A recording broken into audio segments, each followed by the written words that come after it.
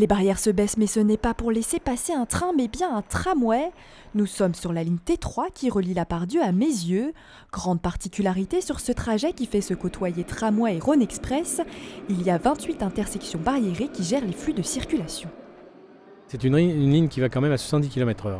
Du fait qu'elle aille 70 km/h, au départ, on nous a imposé de mettre des intersections barriérées, des passages à niveau, pour des raisons de sécurité. La plupart des tramways en ville vont à 30 km/h maximum.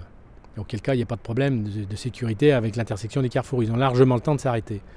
Avec un tram qui vient à 70 km/h, il ne peut pas s'arrêter comme ça sur un claquement de doigts. C'est pas possible. Ça, c'est très particulier. Je crois que c'est la seule ligne en France qui est comme ça. Des intersections barriérées qui vont faire l'objet de travaux. Avec l'augmentation du trafic, les 2 services sur la ligne et les longues rames du tramway, le système va être amélioré pour plus de fluidité et de sécurité aux intersections. Nous avons décidé d'inverser les priorités, c'est-à-dire qu'aujourd'hui, la priorité est au tramway quand il arrive, comme il vient de passer à l'intersection. La priorité est au tramway. Demain, la priorité sera aux voitures. Il y aura par exemple 35-40 secondes de vert pour les voitures. Pendant ce temps-là, les trams s'arrêteront. Ensuite, il y aura 1 minute et quelques de passage au rouge pour les voitures. Les voitures s'arrêteront, c'est les trams qui passeront, et ainsi de suite. Le risque étant de ne pas trop faire attendre les voitures, parce qu'on sait très bien que lorsque les voitures attendent trop longtemps, les gens prennent des risques au bout d'un moment et passent en chicane les intersections barriérées. Les travaux sur la ligne T3 vont débuter le 2 mars prochain et jusqu'à fin 2015. Ils auront lieu la nuit entre 22h et 4h du matin. Entre ces 2 horaires, la circulation sera coupée et ce sont des navettes et des bus qui prendront le relais. Pour plus d'informations, rendez-vous sur le site tcl.fr et rhôneexpress.fr.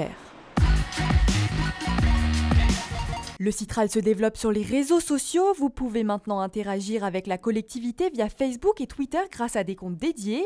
Vous apprendrez tout sur les coulisses du réseau, les grands projets, les innovations et l'actualité des transports en commun. Ce sera des petites vidéos, des reportages photos sur les chantiers, sur les concertations publiques. D'ailleurs, à ce propos, nous mettons en place à chaque concertation publique des comptes Twitter éphémères où là, on favorise la prise de parole et les échanges sur ces sujets. À peine un mois après sa création, le compte Facebook Citral est déjà pas loin des 500 j'aime. Des couloirs de bus comme celui-ci, il en existe 110 km dans l'agglomération lyonnaise.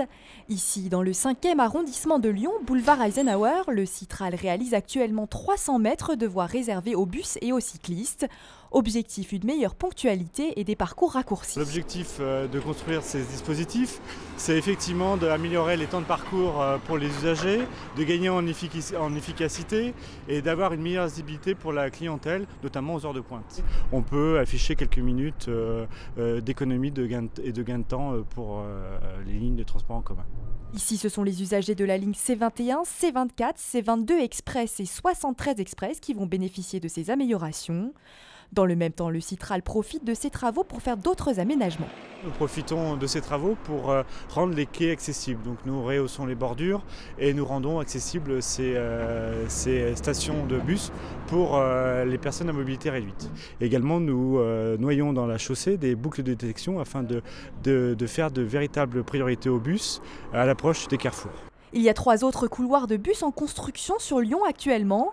Route de Vienne, route de Genasse et prochainement rue Paul-Santy. Environ 4 km de voies réservées qui viendront s'ajouter aux 110 km en 2015.